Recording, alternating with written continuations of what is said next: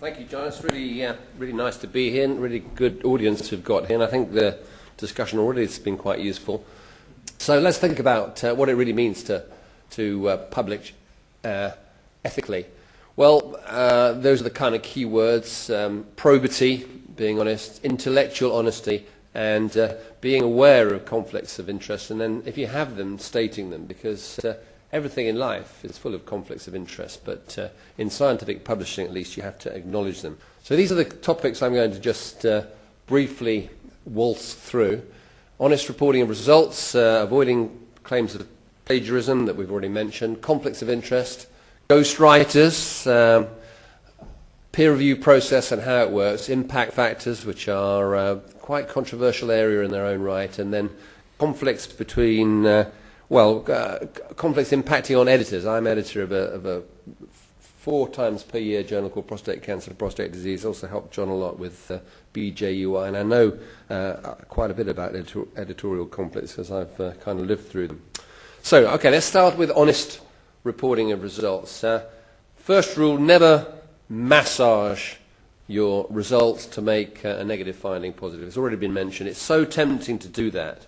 So you've not only got to be honest about your results, probity in your results, you've got to be honest and straightforward in your interpretation of those results and in the discussion of those results. Again, it's tempting now to perhaps to take a bit of a sensationalist attitude. It's easy now to get in the media. Remember 2 days ago in my favourite newspaper, the Independent, 2 cases of prostate cancer, miraculous cure. Only 2 cases. That's front page news on the Independent. It was on Radio 4 headline news. So, you know, if you're going to write something or if you're going to publish something, even if you're going to say something in public, be prepared to stand by and defend your conclusions.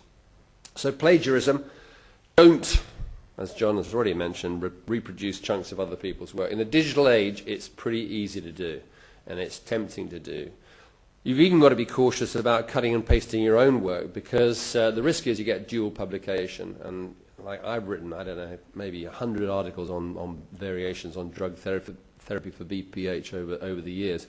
And it's really hard to find a different way of saying the same thing again and again and again. But you have to do that, and you must not just change the title and send the paper in again. Okay, let's talk about conflicts of interest. They're usually financial. Sometimes they can be political. If there's a hint of a conflict of interest, then say so. Ghostwriters, that's another interesting topic.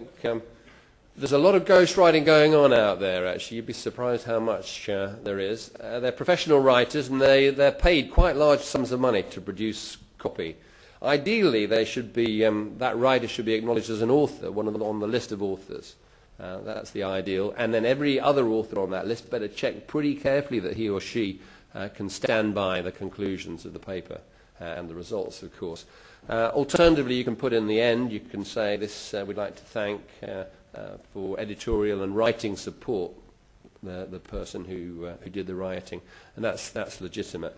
And I think we could ask John at the end of this session whether he accepts, whether that influences his decision to accept a paper if he reads that, because we know often who some of the names are associated with ghost writing. Okay, let's talk a little bit about the peer review process. We've now got a welter of papers coming in, 10 papers a day, John mentioned. He said two reviewers for the BJUI. More and more journals are taking more and more reviewers, because if you take, the more you take, the more likely you are somebody will say yes. The problem is there's kind of reviewer fatigue setting in, because everybody's busy, nobody's got enough time, there's lots of other conflicts, if you like, for your attention, other things that are actually more interesting to watch than on TV, for example, than doing a review. So a lot of people just won't review any longer. So we're always looking for people to review. And if you'd like to review for the BJUI, if you talk to John afterwards, we'll add your name to our list. And with increasing subspecialization, there are people like me who just know nothing about anything apart from robot surgery on the prostate these days. So it is tough to find people who have the broad knowledge to look at all the broad range of subjects coming into the BJUI. And again, conflicts between reviewers have to be taken into account, as I've already mentioned. And the Citation Index is given to every journal at the end of a year. And I'm going to show you the list of the very latest citation figures, which only came out a couple of days ago, actually, on my next slide. But what the Citation Index is, they take the number of papers that a journal has published over a year, and then they look at the number of citations per paper. So they calculate a figure for the number of citations per paper. It comes out, in neurology, it's between 1 and 5, just about. But for the really famous journals that John's mentioned, Cell and Nature and so on, it goes up to nearly 30. So their papers are, on average, cited 30 times within a 2-year period.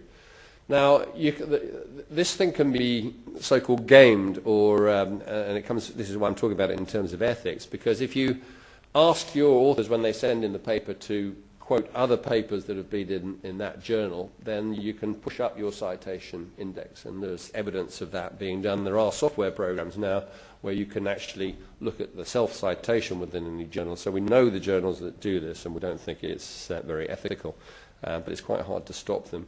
There are legitimate ways of increasing your citation index, and in terms, not so much in medicine, but in science, if you have your paper published in a highly cited journal like Nature, there are actual implications in terms of funding for your department and in terms of your own salary. So it's a big deal to get the citation index up for a journal.